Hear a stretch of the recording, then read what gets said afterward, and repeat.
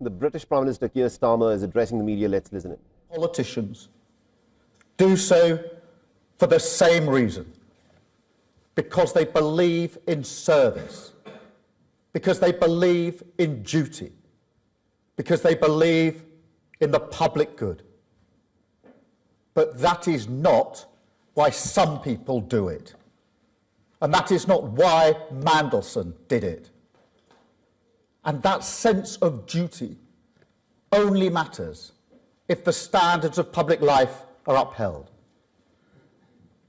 And in recent days, serious allegations and serious evidence has emerged concerning Mandelson's conduct, including his relationship with Epstein, a convicted sex offender. It had been publicly known for some time that Mandelson knew Epstein, but none of us knew the depth and the darkness of that relationship. What has come to light has raised serious questions.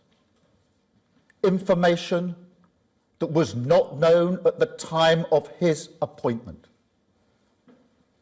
Before he was appointed ambassador, Mandelson was asked directly about the nature of his relationship with Epstein.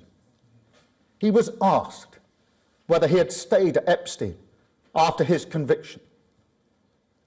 And when, later, further information came to light, he was asked whether he had accepted gifts and hospitality, about whether he had been fully transparent about the relationship.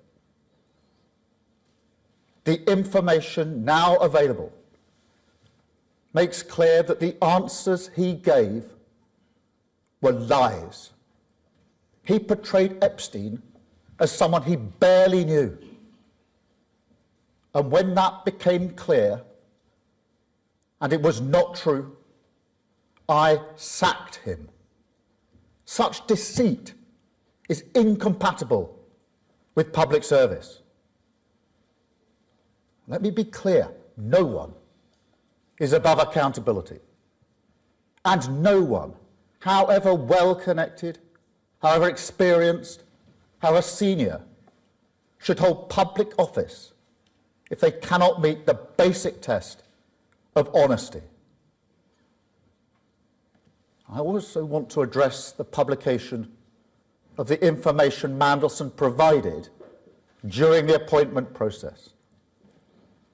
I understand the strength of public feeling. I share the anger that people feel when powerful individuals appear to escape scrutiny. And I want to be able to release those documents as quickly as possible. I wanted to release them yesterday, in fact, and to talk about them at Prime Minister's questions. But the police have advised that releasing certain information now could risk prejudicing a future investigation or legal process. And however frustrating from my personal point of view that is, and it is, I will not take any step, however politically tempting, however popular, that risks justice for victims. Because this is not and must never become a political game. The victims of Epstein have lived with trauma that most of us can barely comprehend. And they've had to relive it again and again. They have seen accountability delayed and too often denied. To them, I want to say this. I am sorry. Sorry for what was done to you. Sorry that so many people with power failed you. Sorry for having believed Mandelson's lies and appointed him. And sorry that even now you're forced to watch this story unfold in public once again. But I also want to say this. In this country, we will not look away. We will not shrug our shoulders, and we will not allow the powerful to treat justice as optional. We will pursue the truth. We will uphold the integrity of public life. And we will do everything within our power and in the interests of justice to ensure accountability is delivered. That is what the public expects. That is what the victims deserve. And it is what I will do.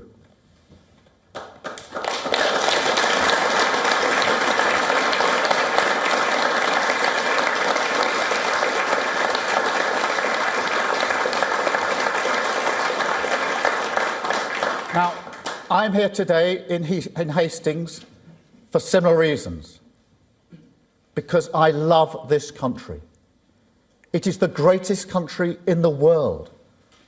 The progress and prosperity I've seen throughout my life, the journey that I've been on personally, from a working class background to this, I owe everything to this country and its values.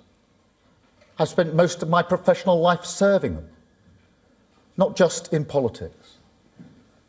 And I believe that pride, shared by millions, is the key not only for uniting our country, but also for finding in each other the strength to create, in defiance of an increasingly volatile world, a Britain built for all.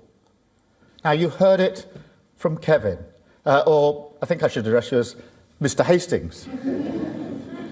And I want to thank you and everyone else like you who give their heart and soul to the ground beneath their feet. I believe in that pride. I believe in that purpose. I believe in British values, in rules that protect those in need, in the freedom to live and let live, in decency and tolerance, in respect for difference under the same flag. A common good. The idea fundamental to the Labour Party that a nation is not just a collection of individuals, but rather that we're bound by values, by common endeavour, and by responsibilities that we owe one another as partners in the project of this nation. I believe in our way of doing things when it comes to integration, a British way that has always been grounded in the fairness of the two-way street, in rights and responsibilities, in contribution, the common sense that says people who come here, who work hard, contribute to our success, embrace our rules, buy into this project, they can become not just citizens, but neighbours, friends, equals, part of us. But most of all, I believe that these values make us strong, that in a world that increasingly preys on weakness, I believe Britain is stronger as a tolerant, decent and respectful country.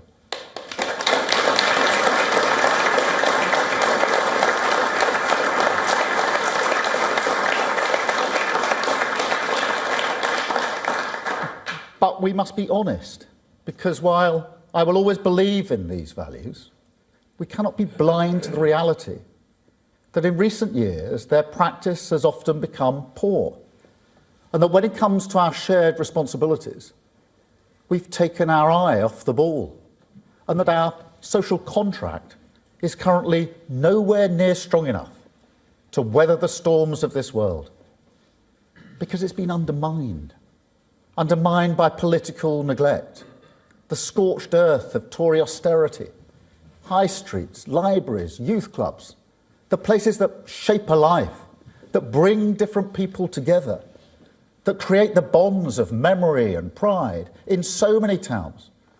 They were just abandoned. Until you see now, sometimes from the very same people, a politics that has no interest in rebuilding any of that, only in exploiting the social scars. You see it in the industrialised grievance factory in parts of social media, miserable video after miserable video, telling you that entire cities and towns, the great communities of this country, are wastelands, no-go zones. And worse, selling the lie, defied every day by millions of people in this country, that people who look different cannot really live together. I reject that completely. All right, so that is British Prime Minister Keir Starmer addressing a whole host of different issues. Remember, he's been under pressure, where some people had even described that his position as the Prime Minister could be pretty precarious after Peter Mandelson had, of course, been chosen by him as the United Kingdom's ambassador to the United States, and his name, of course, had turned up pretty prominently in the Jeffrey Epstein files that have been released in the United States of America.